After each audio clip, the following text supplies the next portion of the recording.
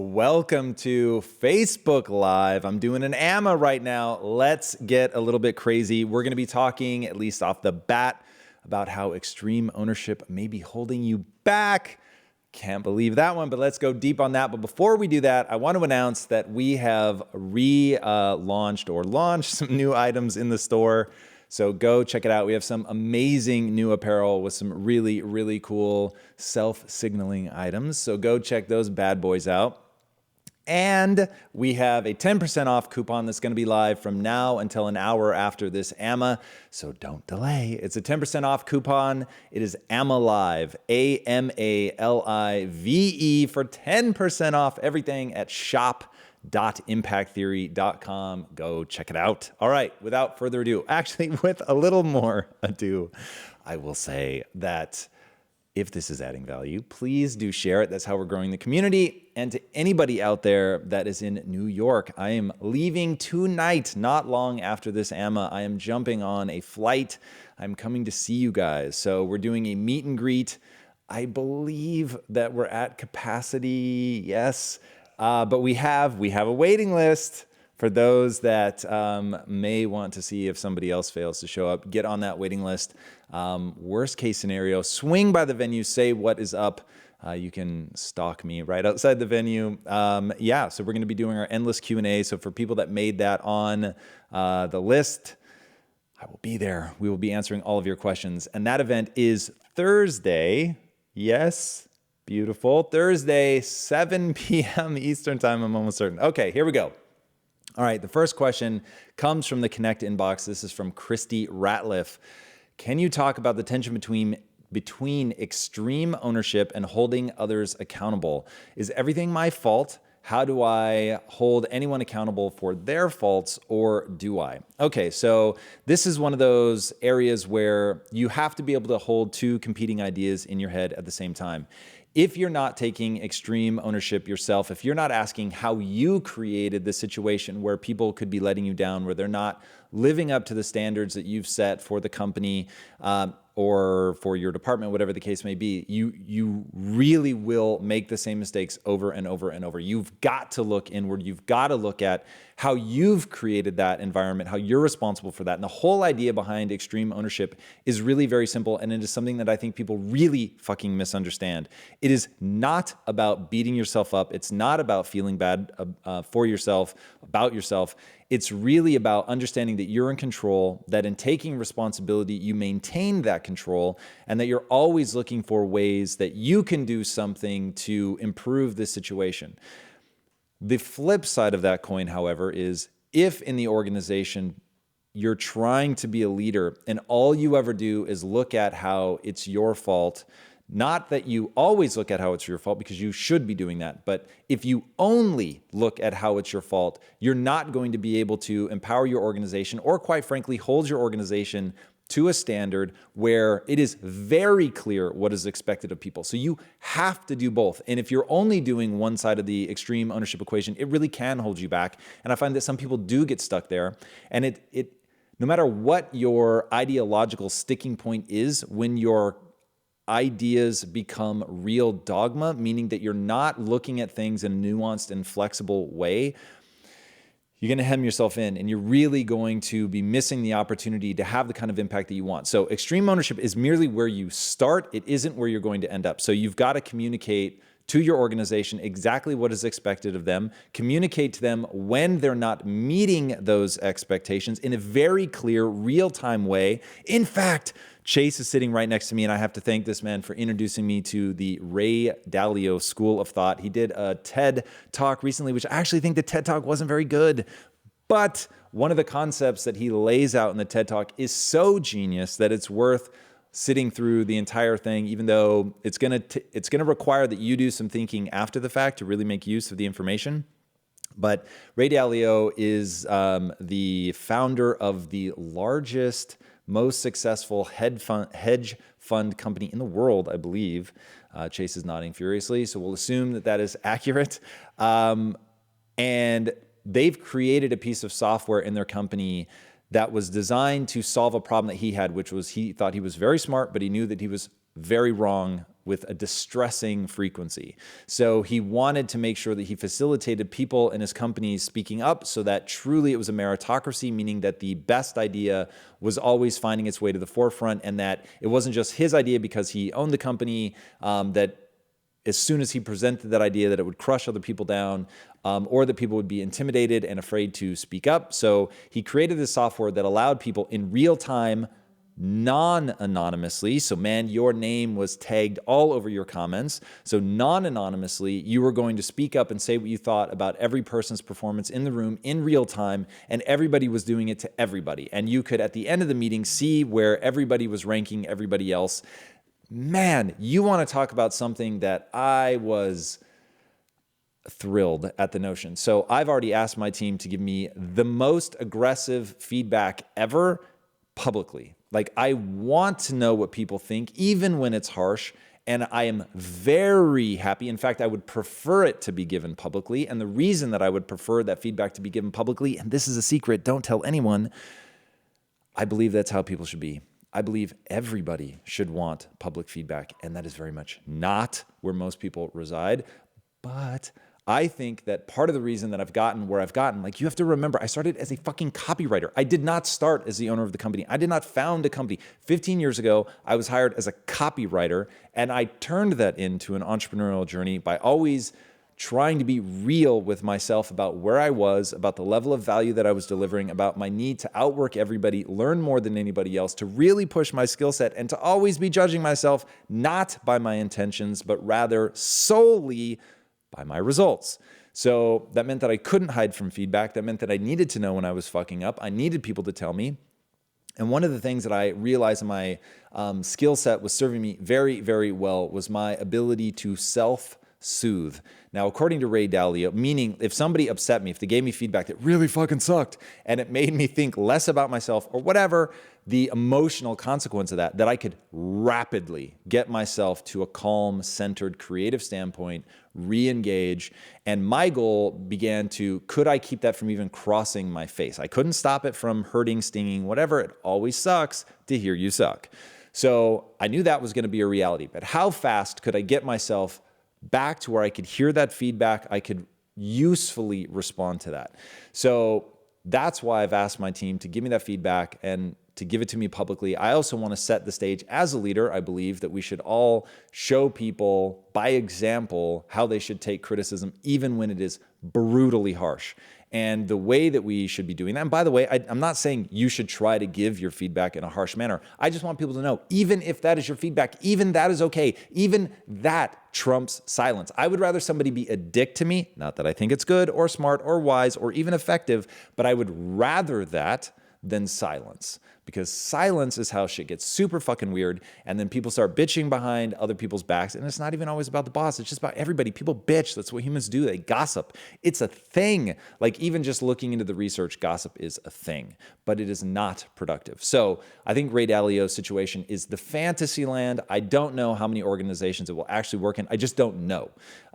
He says that 30% of the population simply can't handle it. They're incredibly bright, they're potentially very powerful people, but they just can't deal with his system, and so they don't last at his company. But I was moved beyond measure by that. So to me, that's that balance of extreme ownership, and yet making sure people know exactly what you think and feel about their performance in real time, making sure that they have the information to adjust their behaviors, to adjust what they're doing in the organization, but they have to do the fucking hard work of dealing with that. And I think that's entirely on them. So remember, extreme ownership is something you have to do, and it's something that everyone else in your organization has to do. And I will tell you right now, this goes out to everyone at Impact Theory. If you're not doing that, if you're not taking extreme ownership, you're not upholding your end of the bargain.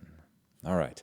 Next question is from Daniel Bro. Our man, Daniel Bro, you can always count on this guy for engagement in the community. Awesome questions. Thank you, man.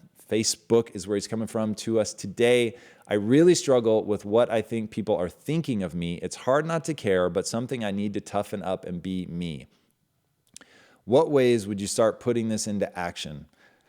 This is a great follow-up question, which I will assume, Chase, you've done intentionally. So this whole concept of self-soothing, of being the one to do the hard work is exactly what you need to do. And And Daniel, I can see in the question, you know what you need to do. This is really about working on it. It's about believing that it's the right thing to do. It's about believing that this skill set is incredibly, incredibly important for everyone to develop. And that is the ability to recenter yourself insanely rapidly and to recognize that when your ego's getting in the way, it's because you're building your self-esteem around being right, being good, being powerful, being smart, like whatever words you use around I'm cool and that's what I value myself for, you need to switch that to I am capable of becoming cool. And what makes me amazing is my willingness to stare nakedly at my flaws and really adjust my behavior based on that and recognize that I can get good at anything that I decide to allocate my time and energy to. So if something stings and I believe that this is something that I need to get good at in order to achieve my goals, then I will get good at that. Now, that was a huge release valve for me. And I really want people to think about that. Like, if you are not valuing yourself about who you are, but instead your willingness to become someone that you're proud of, right? The willingness to become someone that you're proud of, to put a sincere effort into that, that is the thing that you pride yourself on, okay? Not that you are already becoming that person, that you're willing to sincerely pour yourself into becoming that person. When that's where your area of pride lies around, now you become the learner. You're focused on getting better. You're focused on putting your energy into something. You're focused on not being dogmatic, to lowering your defenses, to hearing criticism, to recognizing where you're not good. And then like get stoked in that moment that, holy shit, this guy just slapped me about my head, neck, and chest, told me that I'm bad at something. And instead of getting emotional about it, instead of rejecting them or pushing back on them or coming to some understanding that they're an asshole, that they're the dumb one, that they don't understand my value, that instead of doing that, you say, that's awesome.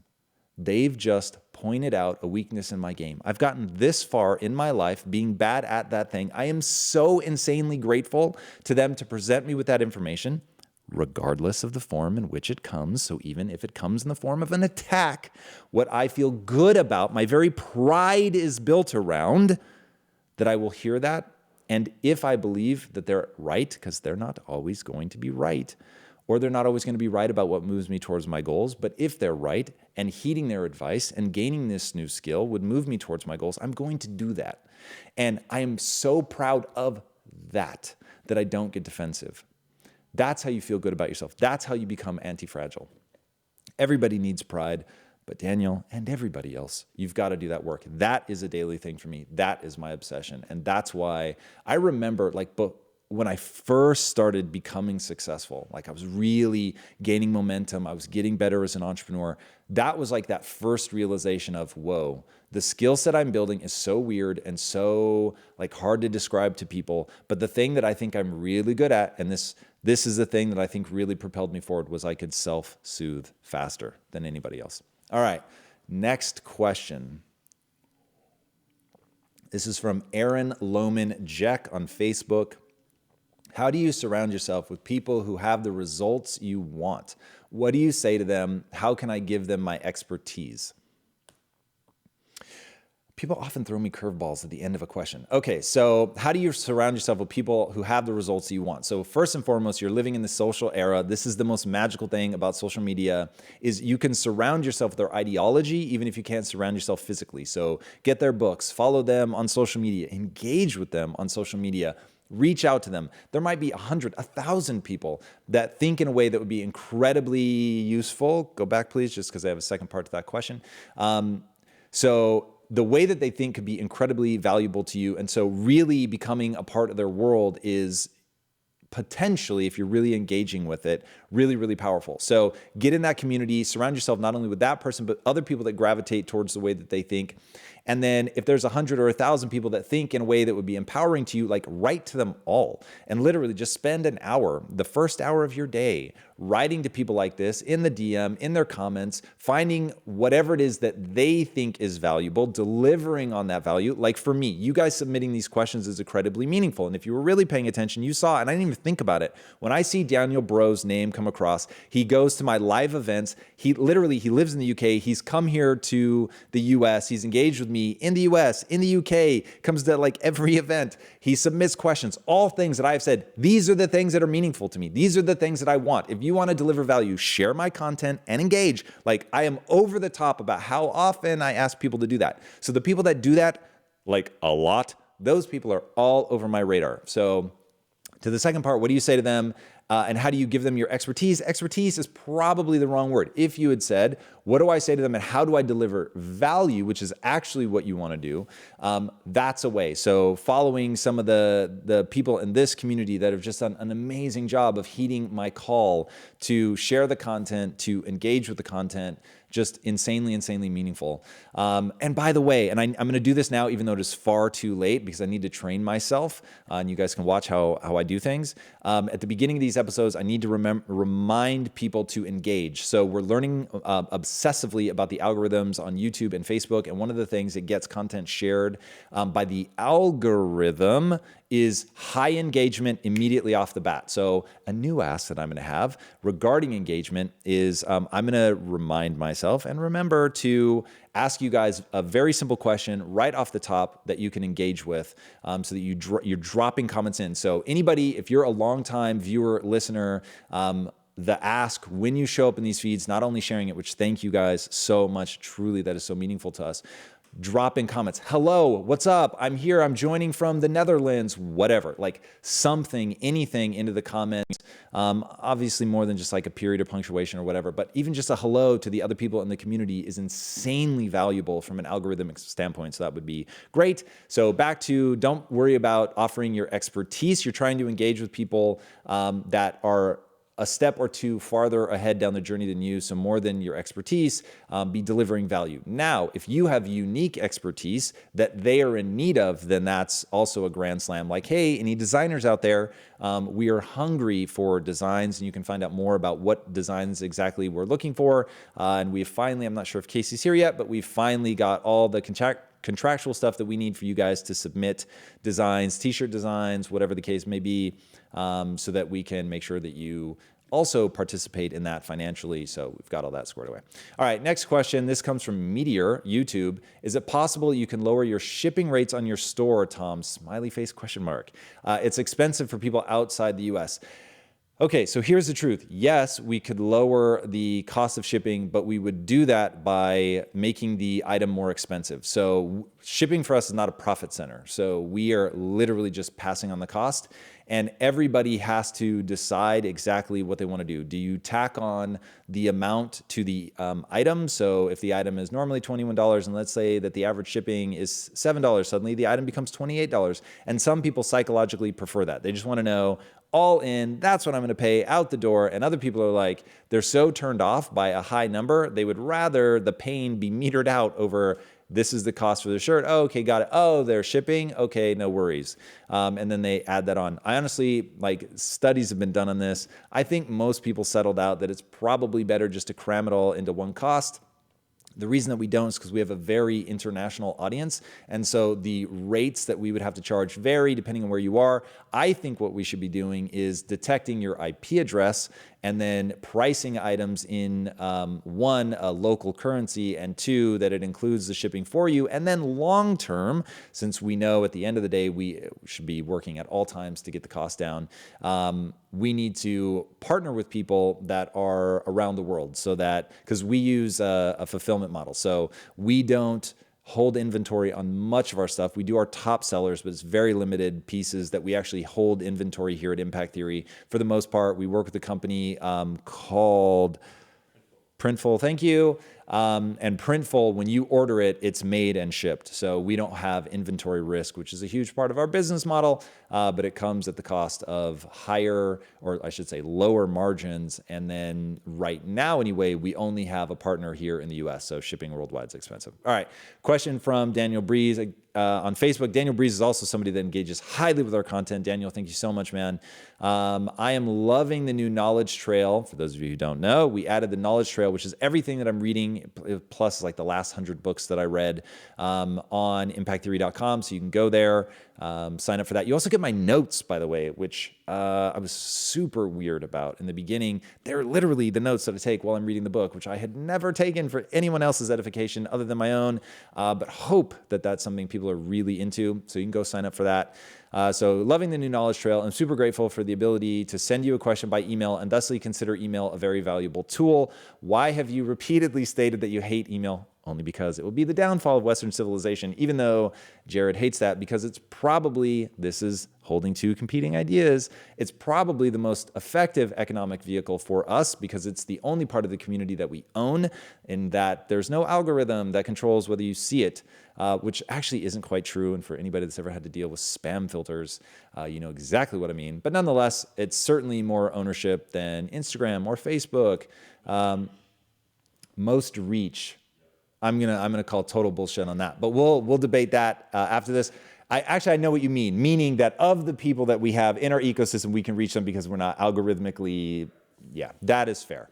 Why have you repeatedly? That's why I just diatribed about that. Actually, no, I didn't. So the reason I hate email, just to answer these as we go, the reason I hate email is because it is a deep and abiding shame that sits on anyone who thinks that it is better to go into their email inbox to find out what other people think they should be doing with their time than to be self-directed. Now, we'll say it like this. I have such a clear vision of what I'm trying to do with this company that the odds that someone from the outside knows better what I should be doing with my time is exactly zero. That if you have a team that are in anything approaching walking distance to you, that it is so inefficient to send them an email because humans use email as a reminder system. So if they see anything in what you're asking for from them where you've left something out, like they need to know, well, how many people is this going to? They will just put it back on you. How many people do you want me to build this thing for? Rather than pick up the phone and say, hey, there's 3 things in your email that are missing. Just give me the answers right now and I'll give you the answer. So instead of worrying about deadly efficiency, they look for ways to make it somebody else's problem. And they stop thinking about it when they send you that, hey, how many people does this apply to? Knowing that you'll respond. And so that when it comes back into their email box, they'll think about it again, rather than saying, here are the 10 things that are important to my role, what I need to do for the company, and I'm just going to work my way down this list, and I'm going to be proactive, I'm going to get things moving, and I'm going to take the most efficient form of communication, which email is probably the least efficient form of communication. First is face-to-face, second is phone, third is probably text, and then a giant chasm of a gap, and then email. So that's why I hate it. And I could go way deeper on that because that was actually a little bit of a clumsy explanation, but the way that people use email is just, it is death to efficiency. Your next part, I know you don't like that people open it and simply react. Exactly. Since it is just a tool, the way we use it is a choice. Truth, just like social media. Very true. Do you think you would move the company away from email considering your thoughts on it? I think that there are 2 competing ideas. So the reality is that people email us and there is a certain amount of that is useful. So for instance, as anti-email as I am, my assistant combs through my emails and makes sure that I'm not missing any major awesome opportunities. The reason that I don't do it for myself is it is inevitable. Something will catch your eye. It will be intriguing. People literally craft the headlines of the email to get you to click, which works even on me, even though I am awash in shame every time I do it. But you'll click in, you'll see what it's about. It triggers a whole cascade of thoughts, which then occupy your mind anywhere from a minute to an hour, who knows? And so you go off on these crazy tangents. So I don't think it's possible to remove it, but it drives me crazy. When I hear that people here, keep in mind, we all work in one house. So when I hear that people in the company are emailing each other, I want to chew through something. It's crazy to me. They're never more than like 15 steps away. It's madness. So yeah, that's my thoughts on that. Okay, next one is from Karen Black, Facebook. What would you say when dealing with clients, when an industry is changing, how would you manage your client expectations? I'm not entirely sure what you mean by this. So So there are several ways to read this. So one, anytime you're talking about where an industry is rapidly changing, I would say that Jay Samit has way better answers than I'm ever going to give you. Read the book Disrupt You. But in the book, he does not talk about managing people's expectations. He talks about capitalizing on that disruption, which is where I'd want you to focus your energy. But I can read between the lines, and I'm getting that your clients expect something that is absolutely outrageous and is not in any way, shape, or form touching reality. And there is a certain amount of getting them to understand exactly what your process is and what they should expect. But hiding in my answer is the belief that the only path to sustaining your business is to set the bar ridiculously high and then surpass all expectations.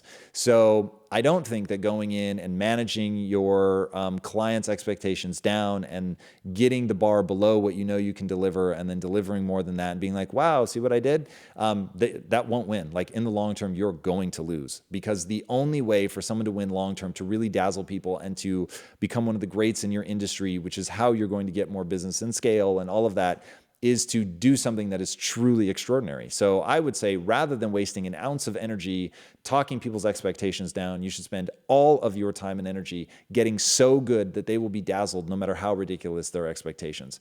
And yeah, so that is certainly what I try to train my team to do. Now, that doesn't mean that I don't hold the competing idea in my head that, yes, I know that there are only certain things we're actually going to be able to execute against. And if you throw things so far into the tree that every answer is, we're going to terraform Mars, like, I get it. There, at some point, it just becomes so absurd that even you aren't going to take the actionable steps, or that it's going to be so far off. So to give you an idea, we're building a studio that's going to be bigger than Disney. But I understand that right now, today, I need to create amazing social content. I need to go speak at events, and I need to do Q&As that last 11 hours and dazzle people and show them something. But that's the thing small today. I get it. Like, I'm not throwing $100 million at the next blockbuster film. So I understand that we have to take these incremental steps. But at the same time, I know what I'm working towards, and it's extraordinary. So you have to do both. All right. Shout out to Armando Marquez. My man. So, and your boy Chase had you golden covered. It's here, highlighted in yellow, everything. So shout out to Armando Marquez, who ordered the shirt using AmAlive code. So we're watching the back end. You guys are amazing. Armando, thank you, man. That's absolutely phenomenal. I love that. What shirt did he order, by the way? Nice. Get that IT shirt. All right. Mad respect. Okay. Edgar B on YouTube. I can't find a drive for anything for longer than 2 weeks. I just quickly lose passion for anything. How can I find something that will make me want to get up in the morning?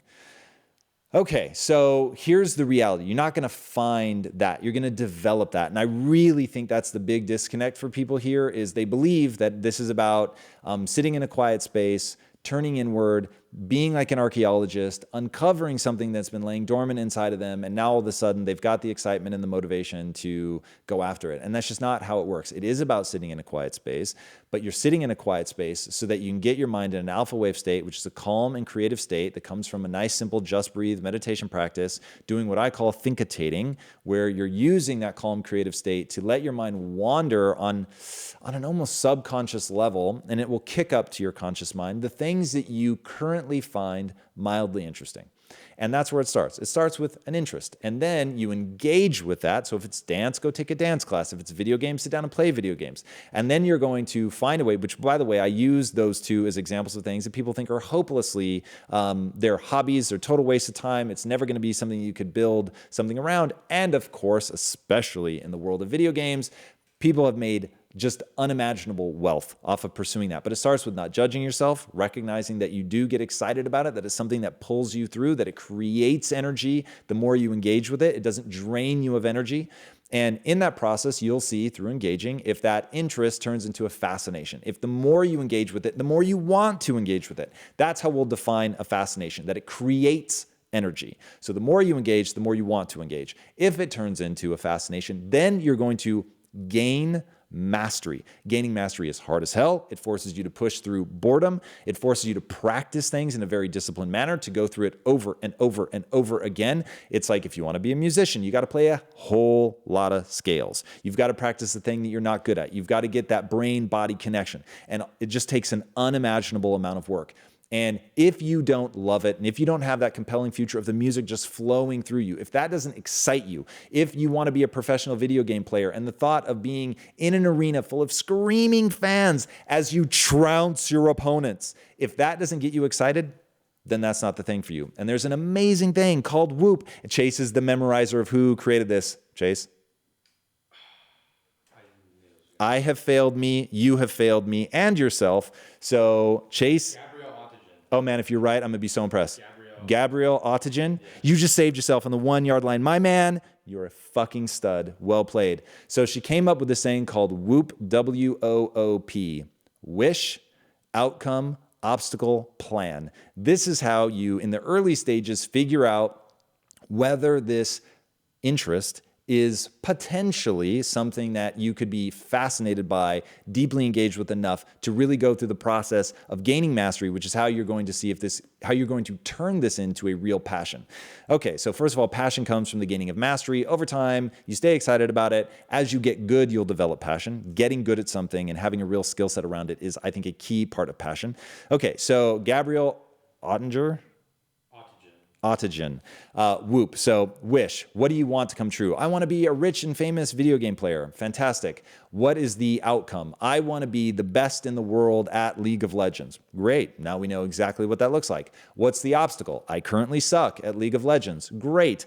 Plan. How are you going to get good at League of Legends? I'm going to go be, I'm going to be an intern with Team Liquid and I'll work for free for 6 months, whatever. I'll eat top ramen. I'll live on the floor of my parents' basement, like whatever you need to do in order to get your expenses to the quick. You're going to donate, let's say 14 hours a day to Team Liquid, and then you're going to spend a certain number of hours actually playing, and you're going to do that for the next 6 years, whatever it takes, and you work your way up the ranks. Okay, awesome. When you look at that plan, is that exciting? Are you like, oh my God, the thought of like being an intern at Team Liquid, that's insane. Like I'm so excited about that. And if you look at that plan and are like over the moon at the thought of that being your life, then boom, you're done. Like go, get after it, chase it.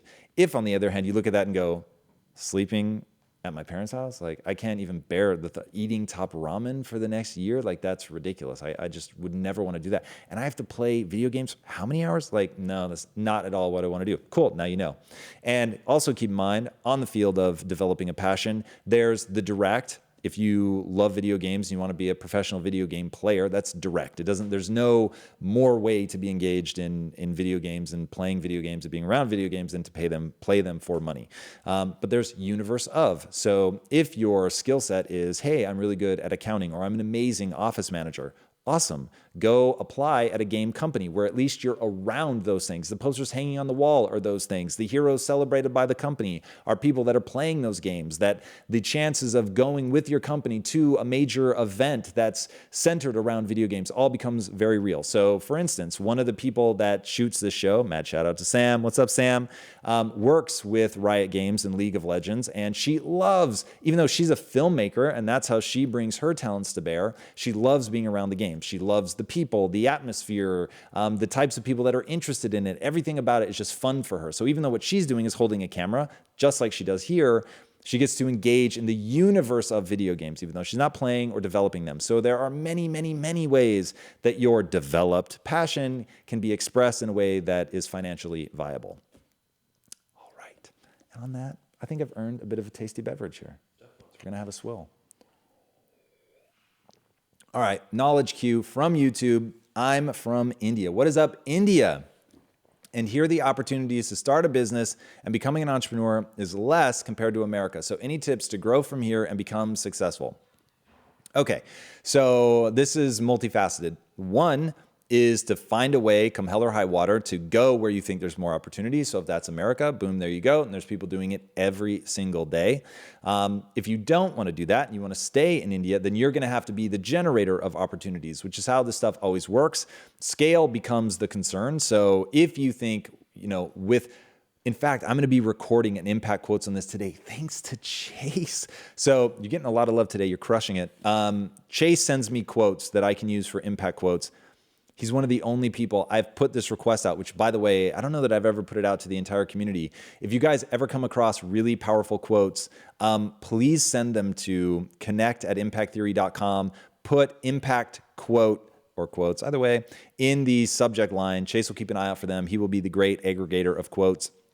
Things that are really powerful that you want to see me incorporate into an impact quote. If you're not already watching those, by the way, I love those things. They are fun to do. Watch them. I have to record 3 today and I need quotes. So one of the quotes is around start where you are. So whatever you have access to right now, start with that and don't. So these are the 2 quotes. That, which is a quote from Arthur Ashe. It's much more eloquent than that. I don't have it memorized. And then the other one is John Wooden, and basically paraphrasing again, don't let what you can't do get in the way of what you can do. So sure, there are all kinds of limitations. I'm sure that you're facing. All of us face those.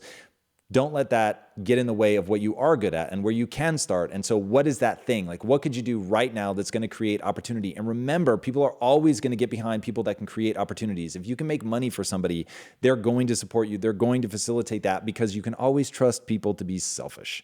So if you can help further someone else's selfish desires, that could be a great way for you to get a lot of energy and momentum going. That was how I convinced the guys that would ultimately become my partners in Quest. Remember, they just hired me as a copywriter in the beginning.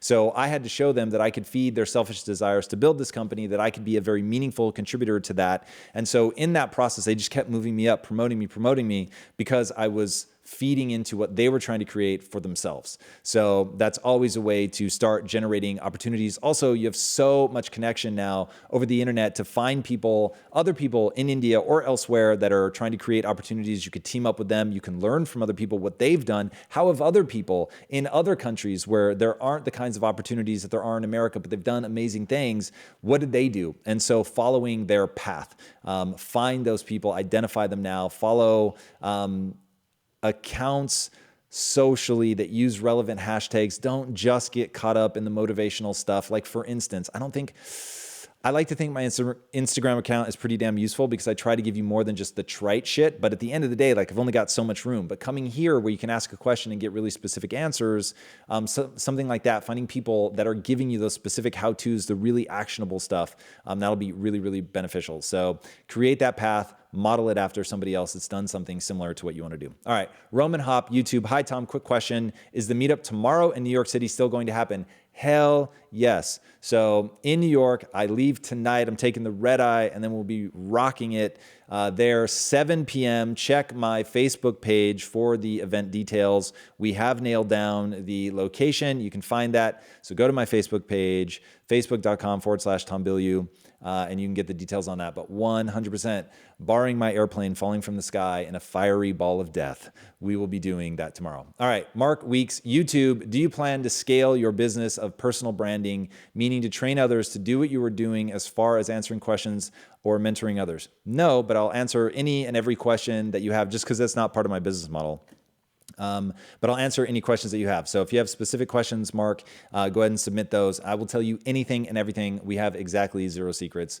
We are trying to help people. That actually is only partly true. I time sometimes when I give information. So there are certain things that I will hold back for whatever reason, oftentimes having to do with partnerships that we're working on, not wanting to overstate something that I think is going to happen but may not. So I don't want to put it out yet. But for the most part, like, I'll just fucking give every answer that I have.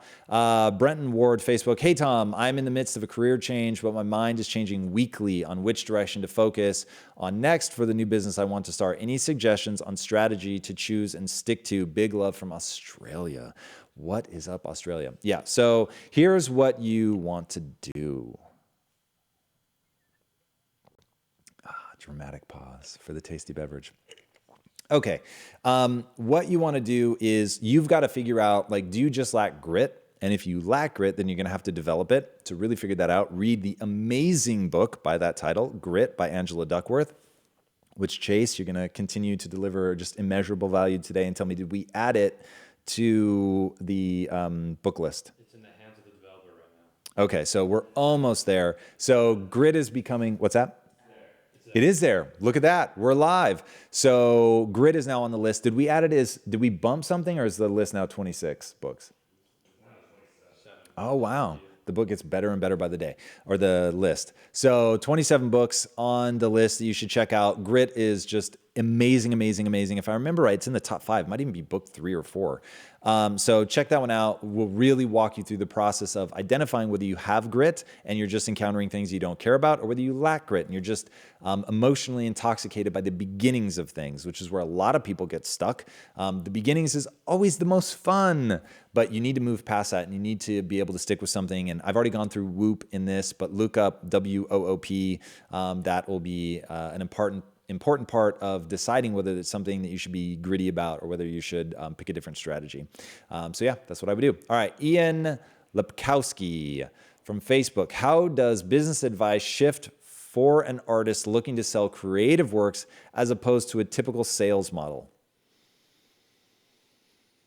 I don't know that it does.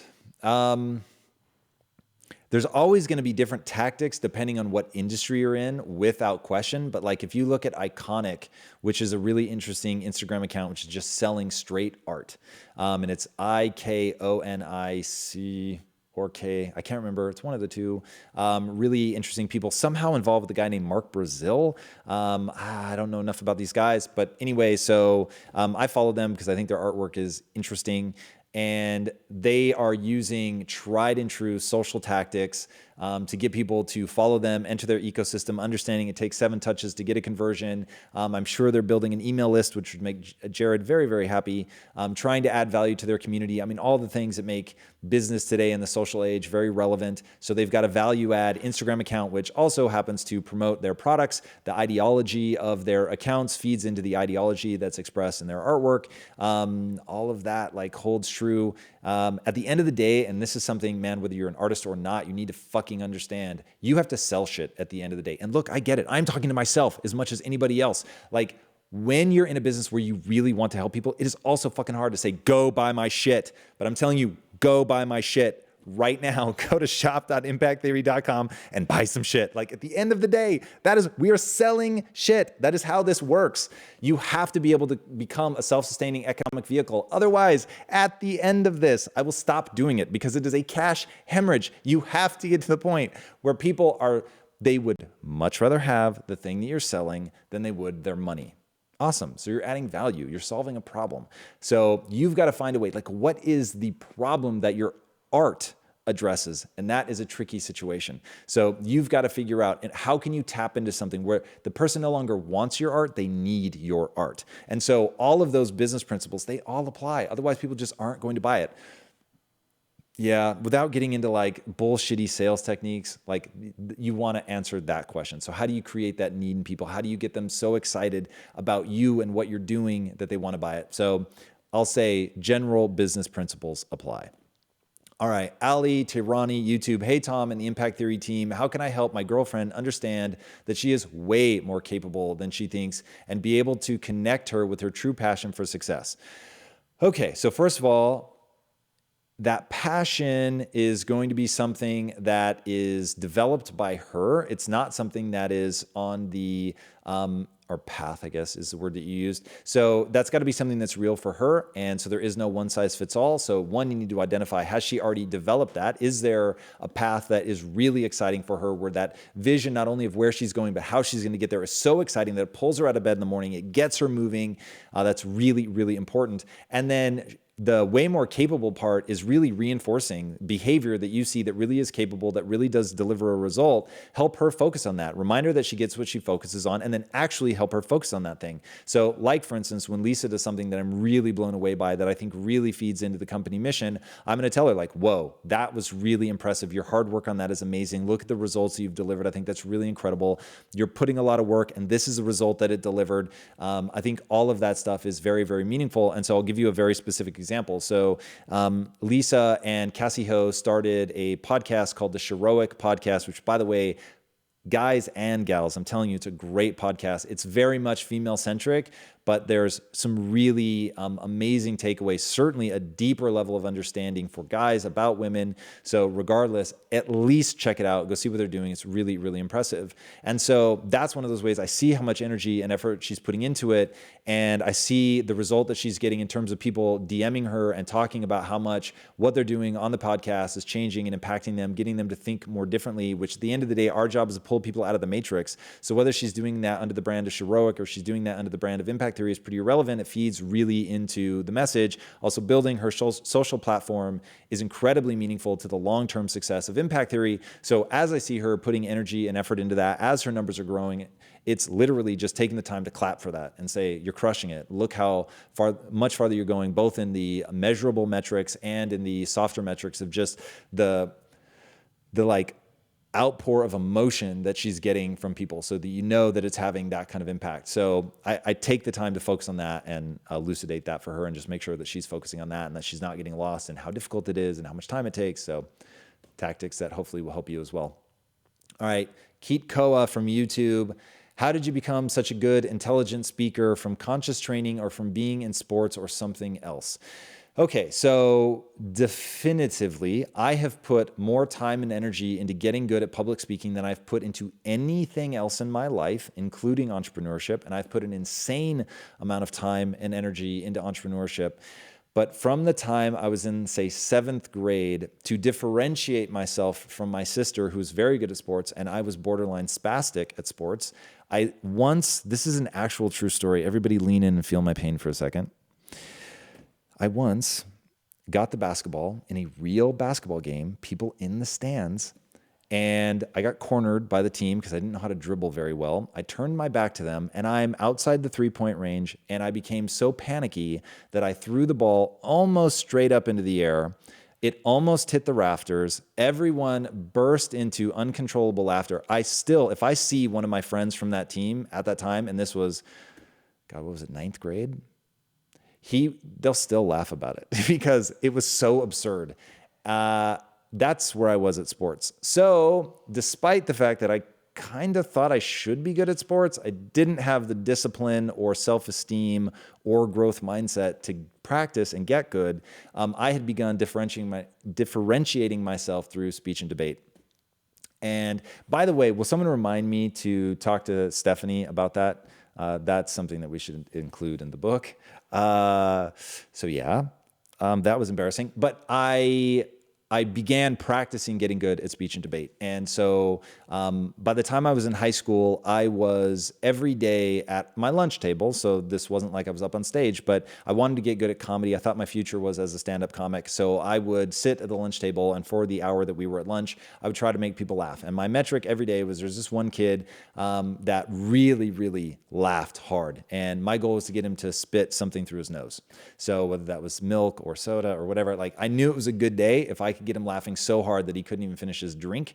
That was always a goal. And so I did that for 4 years. So for 4 years, Monday through Friday, for an hour a day, I was practicing stand-up comedy, which is inevitably practicing being eloquent, not having unintentional breaks in your speech, not using a lot of ums and ahs. And then also, if there was any speaking things that the school was hosting or national competitions, I would do all of that. I was on the speech and debate team. I just practice, like relentlessly. And I put just a ridiculous number of hours into doing that.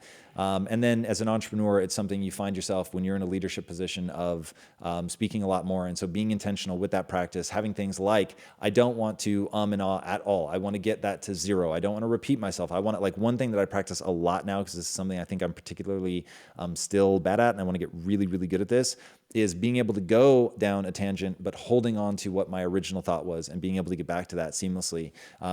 When I'm doing Impact Theory, the main show, the interviews, I'm always trying to do that. Or even just sit quietly while listening to that person talk, but hold in my head where I want to take the conversation. Very, very important. And I'm practicing that very consciously. So whatever you're trying to do, at the end of the day, it comes down to practice. All right, Corin Davis, who's an amazing contributor to this community, YouTube. Can you talk a little bit about habit loops, what they are, and how we can best utilize them? So the important part about a habit loop is the loop part. So any loop needs a trigger. There's several good books on this. Nir Eyal has written a great book. And I'm going to forget. I think Near's is called... Can't believe I'm blanking on the title of his. So I forget. It's Nir Eyal is the author. He wrote a book on habits. I'm forgetting the title of it. And then there's another one on the list called Habits, which I think is by Norman something. God, I'm really blanking on names today. It's terrible. So anyway, check the list. At least one of them is on the list. But there's great books out there, regardless of the fact that I can't remember them, on habits. So you need that trigger. So what's going to be the trigger? So there's a case study done about what Kit Kat did, which was they wanted to tie Kit Kats to the habit loop or to the trigger of coffee. So it was Kit Kats and coffee. And they did this whole campaign and it had a huge surge in sales because every time people thought about coffee, they thought about Kit Kats. So while maybe not great from a dietary perspective, really good from a habit loop trigger. So one that I use in my life is let your desire to criticize be a habit loop trigger to pay an authentic compliment. So criticism triggering compliments. That's been one that's really, really been amazing for me. So getting into loops where you do something that's empowering, but it needs that reminder. It needs that thing that kicks that off. So what is that? So for me, I put my gym clothes as another one right next to my bed. So the second that I get out of bed, the clothes that I put on are my gym clothes, which becomes the trigger to get my ass into the gym. So, and it's super weird. And this has actually happened to me a couple times where I'll put the gym clothes on and then remember that for whatever reason I can't do the gym. I have to immediately begin preparing or something like that. And it's so like powerful being dressed in those gym clothes that not going to the gym then feels really weird and feels like a violation of my identity, which is a whole nother thing that I won't go into. But everything that I've accomplished in my life is the result of identities, habits, and routines. So identity, habits, and routines. So, all right, Radha Siva. Hi, Tom. So happy to see you again. You as well.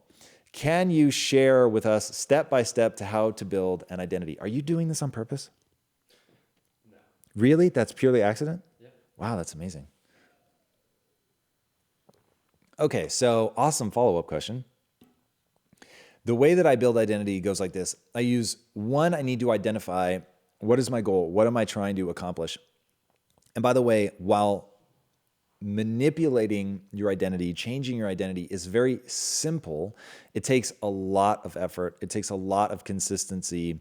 And to fail to live up to the new identity that you're building for yourself is really detrimental. So to yourself, to your opinion of yourself. So you need to be very careful what promises you make yourself. You need to be very careful about what you decide you're going to change your identity to. So I first identify my goal and then I work backwards to achieve that goal. What kind of person would I need to become? And then when I identify something that I really believe in and I'm really prepared to see through to the end, I'll say, I'm the type of person that. I'm the type of person that. So if I want to gain muscle, lose fat, I'm the type of person that goes to the gym every day. I'm the type of person that is willing to suffer for my goals. And that suffering one is so foundational to any goal, but really to changing your physique, to eating right, because it is going to be hard. There is going to be a degree of suffering. So making sure that you build that in, and then making sure that I feel good about that when I live up to it, and that I feel badly about myself when I fail to live up to that. So I'm the type of person that goes to the gym. It's technically not every day. I only work out 5 days a week. I'm the type of person that goes to the gym Monday through Friday. I'm the type of person that is willing to suffer for what I want. So, hey, when I get up in the morning, I'm going to immediately go to the gym. Hey, when that rep gets hard, I'm going to keep pushing because I'm willing to suffer and grind it out and get to the other side of that. So I use those. And then the really powerful part of this, not only do I tell myself that I'm the type of person that, I'll tell anyone who will listen. I'll tell my team, I'll tell my family, I'll come on here and I'll say, I'm the type of person that XYZ. Like doing that, then you trigger congruence, the need to do what you say you're going to do. And then when you reinforce that by feeling good about who you are when you do it and punishing yourself, yes, punishing yourself when you don't do it, all of that feeds into, man, I really want to feel good and I really want to feel like I disappointed myself.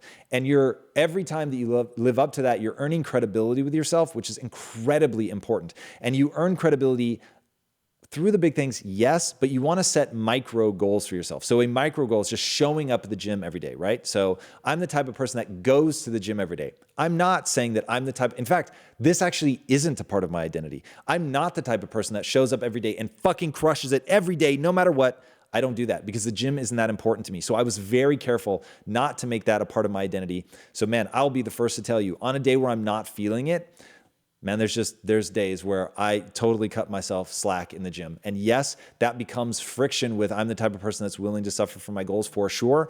But you begin to find this equilibrium where my physique, for instance, I am not going to be winning any physique competitions anytime soon, but I am happy with where my physique is. So my physique is an exact reflection of how important it is to me, and I don't bullshit myself about that. So my physique is important, but it's not the most important part. But if you want to know how much energy I'm willing to put into my fucking mind and develop that, dude, I'm willing to go berserk for that, suffer for that, read when all I want to do is sleep. I can't tell you how many times, like for instance, I will get off a plane, off a red eye, I'll be fucking exhausted, and I'll still read.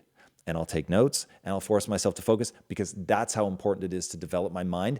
So the weight on me from myself to develop my knowledge, to develop my mind is unending. And I tie in my obligation to my team, to building the studio. All of that is wrapped in this ball, which is why I say during the week, if I'm awake, I'm either working or working out. And every little nick in that is I feel it because it is so important to me for that to be true, for me to be putting that kind of time and energy into doing something. Okay, I could clearly keep going on that all day, but we'll stop there. That was a little glimpse into the emotions that I work up around it, all of it. Deanna Dukova, Facebook. How can I be sure that the goals that we have chosen correspond to our personality and would allow us to fulfill our potential to the max? How can I be sure that the goals that we have chosen? So it's interesting. So this comes down to whether people think that there's an intrinsic personality or whether you think that you can actually develop something that will turn into excitement because you've chosen to be excited about that. I think that we all have predilections. I think there are certain things that we're definitively wired for, but just look how different people are from culture to culture in terms of the specific ways that things express themselves. There are clearly things that we as a species share, for sure. So we can take those for granted that they are hardwired. But the specific ways that we express ourselves from culture to culture. And I say that very specifically because it's different than what people would call personality type to personality type. I think that there actually are personality types. I think some of it's hardwired. I think some of it is what you decide is going to be true about you over time. But at the end of the day, going back to something we were talking about earlier, what are those things that create energy for you versus take energy away from you?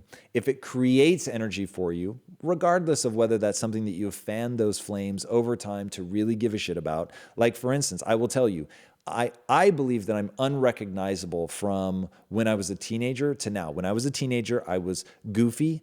I was a size 36 waist. I wore size 54 pants because I thought it was fucking hilarious. I wore a big clown hat. Truly, it was like, imagine however many primary colors they are cut into like little triangle pieces. It looked like a fucking clown hat. I wore everything that I wore, I got for $0.25 at the thrift store. That was like a whole thing for me. So just because I thought it was really, really funny. I could not get laid to save my life because all I wanted to do was be funny. And I made fun of myself all the time. It was self-deprecating humor. I didn't like to make fun of other people. So I just made fun of myself all the time. And then that seeped into my subconscious. So that was actually how I thought about myself. And then when I went to college, I really wanted to get good at film. And I thought, this is going to be that thing that like is going to be the passion of my life. And I want to take myself more seriously.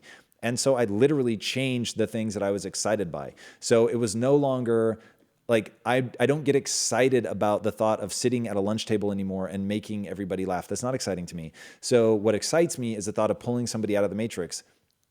So like what used to excite me and what would have pulled me through the day when I was 16 is very different than what's exciting to me now and what pulls me through the day now. So those were decisions. But at the end of the day, the things that I try to make my life about are the things that are exciting and pull me through. So that's how you should be looking at the goals that you've set for yourself. Like, do they create energy in your life or do they rob you of energy? All right, so we're here at the tail end of this bad boy. So before I go, I want to remind everybody that we're having a special right now. It is only good for 1 hour, 1 minute and about 30 seconds. And that is use the code AMALIVE, that's AMALIVE, to get 10% off. We have a bunch of new items in the store. So go check out our store at shop.impacttheory.com. We are busting ass. And my boy, Will Vu, who just turned 19 yesterday, he has been spearheading the effort to create new and amazing clothes. And then Lindsay, who's done the photography. The photography's live, right? Oh man, this photography is amazing. She is a community member here at Impact Theory, and without even talking to us, bought some of the clothes, did a photo shoot with this amazing woman who has an incredible story, which I think you can learn more about on our website.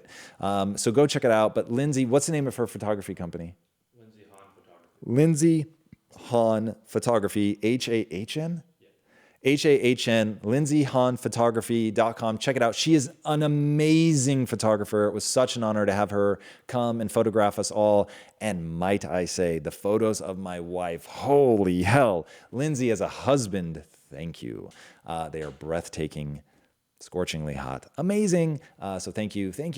And for everybody out in the community like Lindsay that has made offers to bring value to us behind the scenes, thank you all so much. We are honored. It's absolutely incredible. All right, we have to wrap, guys. Thank you so much for joining me today. If this added value, please do share it. That's incredibly meaningful and important. And a reminder, the next time you join us for a live, if you would, the second you get into the feed, comment, greet everybody. That helps us with the algorithm to get this shared even farther. If you haven't already, please do sign up for our email list, which you can go to impacttheory.com right now. Get on our newsletter. I write them myself.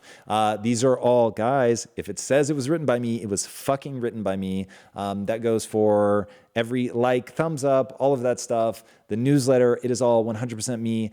Anytime that I work with a ghostwriter, like I'm doing on the book that I'm writing right now, I will full disclose that shit.